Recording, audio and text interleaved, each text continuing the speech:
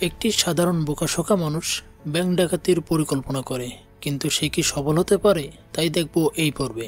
তো চলুন শুরু করা যাক আজকের নতুন মুভি এক্সপ্লেনেশন ভিডিও। মুভির শুরুতে আমরা হেনরি নামের একজন বোকাশোকা সরল মানুষকে দেখতে পাই, যে কিনা এই মুভির মূল চরিত্র।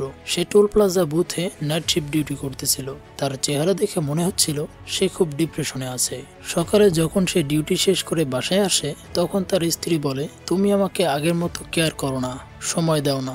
তখন বাইরে থেকে কেউ দরজায় কড়া নাড়ে। হেনরি যখন দরজা খোলে, সে তার বন্ধু ইডিকে দেখতে পায়। তার সাথে জো নামের একটা লোকও ছিল। তার অবস্থা খুবই খারাপ ছিল, কারণ সে বারবার বমি করতেছিল। হেনরির ওয়াইফ একজন নার্স, তাই সে জোকে ভেতরে নিয়ে যায় চিকিৎসা করার জন্য। তখন ইডি হেনরিকে বলে, আজকে এর বাস্কেট টিমের খেলা ছিল, কিন্তু সে তো অসুস্থ, যেতে পারবে না। আমি চাই তুমি তার জায়গায় খেলো। হেনরি মানা করার অনেক চেষ্টা করে, কিন্তু ইডি তাকে জার্সি পরে সাথে নিয়ে যায়। হেনরি জিজ্ঞাসা করে কোথায় বাস্কেট খেলা হবে। তখন ইডি বলে, বেশি দূর নয়, এখান থেকে মাত্র 15 মিনিট দূরে। এরপর ইডি গাড়ি থামাতে বলে। যাবার সময় তারা বলে, আমরা যাবো আর আসবো, কিছু খাবার নিয়ে দ্রুতই চলে আসব। এরপর ইডির আরো 2 জন লোক মাস্ক পরে বের হয় এবং তারা তাদের বন্দুক বের করে ব্যাংকে প্রবেশ করে। বেচারা হেনরি এখনো বুঝতে পারে না যে ইডি ও তার সাঙ্গপাঙ্গরা কোনো খেলায় নয়, বরং ব্যাংক ডাকাতি করতে এসেছে, আর সে তাদের ড্রাইভার। আর গাড়িটিও চোরাই গাড়ি ছিল। একটু পরে সবাই ব্যাংক থেকে বের হয়ে এদিক ওদিক পালাতে লাগে। তখন ব্যাংকের সিকিউরিটি গার্ড হেনরিকে দেখে ফেলে। সে একদম চোরদের মতো টি শার্ট পরেছিল, তাই তাকে অ্যারেস্ট করে ফেলে। পুলিশ তাকে অনেক জিজ্ঞাসাবাদ করে বলে যে, বলে দাও তোমার সাথে কে কে ছিল। কিন্তু সে এডিকে ছাড়া তেমন কাউকেই চেনে না। সে এতটাই ভুলো ভালো ছিল যে সে ইডির নামও বলে না। সে মনে মনে ভাবে, ইডি যেমনই হোক সে আমার বন্ধু। ব্যাংক ডাকাতির চেষ্টার কারণে তার 3 বছরের জেল হয়। জেলে হেনরির সাথে ম্যাক্স নামের একটা লোকের দেখা হয়। সে তার সাথে খুব ভালো ব্যবহার করে। পরের দিন নাস্তায় ম্যাক্স তাকে বলে, এখানে সব কয়েদির কোনো না কোনো স্বপ্ন ছিল, ভাগ্যক্রমে সবাই এখানে এসে পৌঁছেছে। যাই হোক, তোমার স্বপ্ন কি? তখন হেনরি বলে, আমার কোনো স্বপ্ন নেই। তখন ম্যাক্স বলে, কোনো স্বপ্ন না দেখা এটা অনেক বড় অপরাধ, সুতরাং বলো তোমার স্বপ্ন কি? তখন হেনরি একই জবাব দিলে ম্যাক্স বলে, এমন জীবন রেখে কি লাভ যে জীবনে কোনো স্বপ্ন নেই। এইভাবে চলতে চলতে 6 মাস কেটে যায়। ডেবি হেনরির সাথে জেলে দেখা করতে আসে এবং বলে, তোমার সাথে জরুরি কিছু কথা ছিল, আসলে আমি অন্য কাউকে পছন্দ করি। তখন হেনরি বলে, কোনো সমস্যা নেই, যদি আমার কাছে সুখী না থাকো, যেখানে সুখ পাও যেতে পারো, আমার কোনো সমস্যা নেই। পরের সিনে আমরা দেখতে পাই ম্যাক্স, হেনরি ও বাকি কয়েদিরা গল্প করছিল। এই সময় ম্যাক্স হেনরিকে বলে, তুমি কবে ছাড়া পাচ্ছ? তখন হেনরি বলে, সামনের মাসে। তখন বাকি কয়েদিরা বলে, তুমি নম্রভদ্র এবং অবশ্যই নির্দোষ, তাই খুব তাড়াতাড়ি ছাড়া পাচ্ছ। তখন হেনরি বলে, হ্যাঁ আমি অবশ্যই নির্দোষ। তখন ম্যাক্স বলে, যতই তুমি নির্দোষ হও না কেন, মানুষ মনে করবে নিশ্চয়ই তুমি অপরাধ করেছো, তাই তোমার জেল হয়েছে। যাই হোক, হেনরি খুব তাড়াতাড়ি জেল থেকে মুক্তি পায় এবং সর্বপ্রথম ডেবির সাথে দেখা করতে যায়। জো যখন গেট খোলে, সে অবাক হয়ে যায় এবং ডেবির পেটে তার বাচ্চা দেখে পুরোই শকড হয়ে যায়। হেনরি মনে মনে ভাবতে লাগে, তার জীবন কি থেকে কি হয়ে গেল। এরপর ডেবি হেনরিকে তার সমস্ত জিনিসপত্র দিয়ে বলে, সামনে তুমি কি করবে? কিন্তু হেনরি কোনো উত্তর দেয় না। তখন সেখানে জো চলে আসে এবং তাকে একটা বিজনেসের অফার করে এবং বলে, পুলিশের কাছে আমার নাম না বলার জন্য তোমাকে ধন্যবাদ। তখন হেনরি বলে, আমি তো তোর নামই জানি না। তারপর সে সেখান থেকে চুপচাপ চলে যায়। এরপর হেনরি সেই ব্যাংকের সামনে যায় যেখান থেকে সবকিছু শুরু হয়েছিল। তখনই একটা গাড়ি তাকে ধাক্কা মেরে মাটিতে ফেলে দেয়। গাড়িটি জুলি নামের একটা মহিলা চালাচ্ছিল। সে হেনরিকে অনেক ভালো মন্দ বলে। তারপর সে হেনরিকে বলে, তুমি কি ঠিক আছো? তখন সেখানে গার্ড আসে এবং অ্যাম্বুলেন্স ডাকতে বলে, কিন্তু হেনরি তা মানা করে দেয়। গার্ডের সাহায্যে সে পাশে থাকা একটা ক্যাফে যায়। তখন সেখানে জুলি আসে। সে বলে, আমি কোথাও তোমাকে দেখেছি। জুলি বলে, আমাকে দেখো না, রাস্তায় দেখে চলো। এরপর সে চলে যায়। হেনরি যখন ওয়াশরুমে যায়, দেয়ালের পোস্টারে সে একটা খবর দেখতে পায়। 80 বছর আগের এই পুরনো খবরে ব্যাংক ডাকাতির একটি আর্টিকেল ছিল। আন্ডারগ্রাউন্ড টানেলের মাধ্যমে এই ডাকাতিটি করা হয় এবং এই টানেলটি ব্যাংকের পেছনে থাকা থিয়েটারের মধ্যে ছিল। থিয়েটারের ভেতরে টানেলের মাধ্যমে ব্যাংকের মূল জায়গা পর্যন্ত যাওয়া যেত। এরপর হেনরি ডাইরেক্ট জেলে আসে ম্যাকের সাথে দেখা করার জন্য। সে ম্যাককে বলে, আমি আমার স্বপ্ন খুঁজে পেয়েছি, ওই ব্যাংক লুট করাই হচ্ছে আমার মূল স্বপ্ন, যার কারণে আমি জেল পর্যন্ত খেটেছি। জেল যেহেতু খেটেছি, তাহলে অবশ্যই ব্যাংক লুট করবো।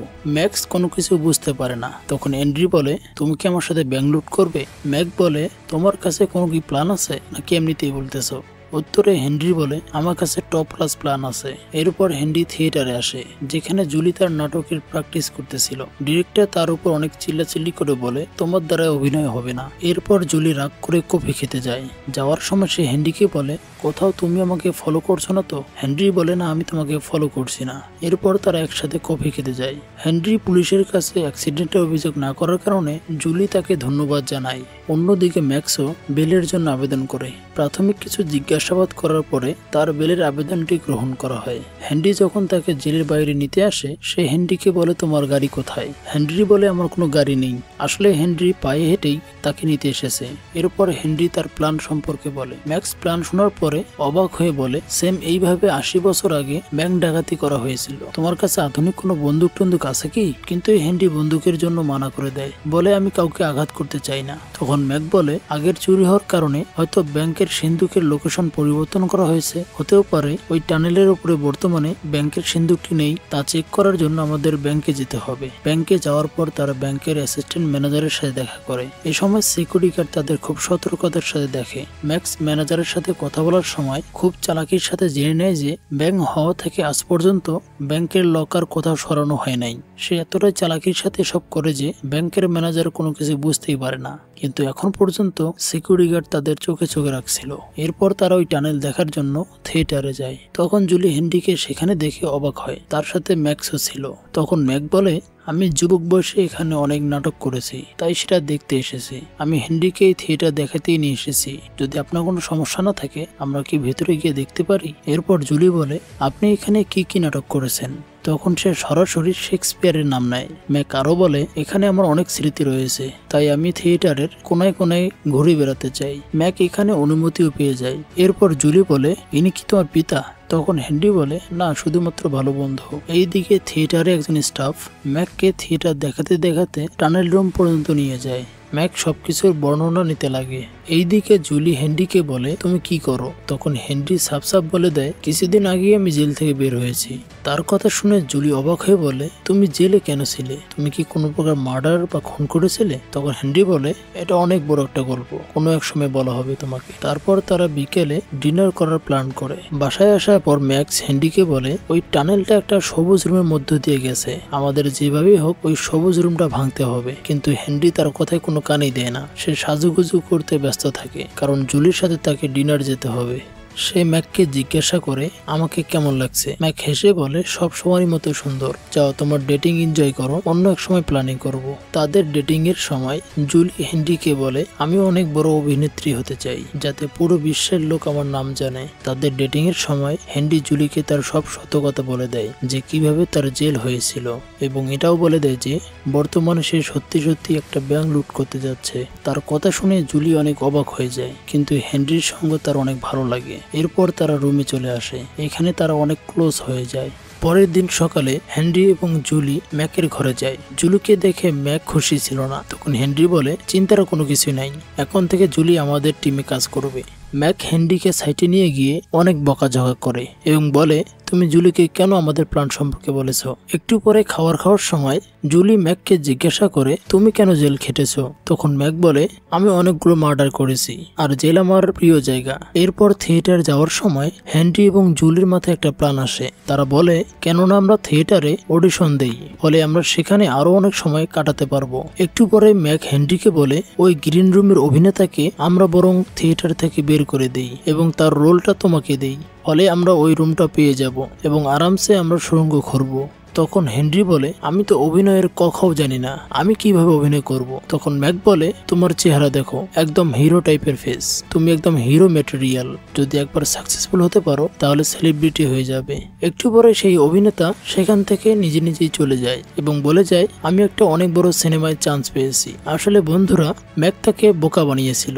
এইদিকে হেনরি অডিশন দেয় এবং সিলেক্টও হয়ে যায়, ফলে তাদের কাজ আরো অনেক সহজ হয়ে যায়। তারা মাত্র 2 দিন সুড়ঙ্গ খুঁড়ে বুঝতে পারে যে তাদের দুজনের পক্ষে এই সুড়ঙ্গ খোঁড়া সম্ভব নয়। এরপর তারা জোকে তাদের প্ল্যানে সামিল করতে চায়। অনেক বোঝানোর পর সে রাজি হয়ে যায় এবং সুড়ঙ্গ দেখে বলে এসব করার কি দরকার ছিল, বন্দুক নিয়ে যাও এবং ব্যাংক ডাকাতি করে চলে আসো। তখন ম্যাক বলে তোর মতন বোকামি করে আমরা কাজ করব না। এরপর ধীরে ধীরে কাজ চলতে থাকে। হেনরি এই কাজের পাশাপাশি অভিনয়েও অনেক পরিশ্রম করে।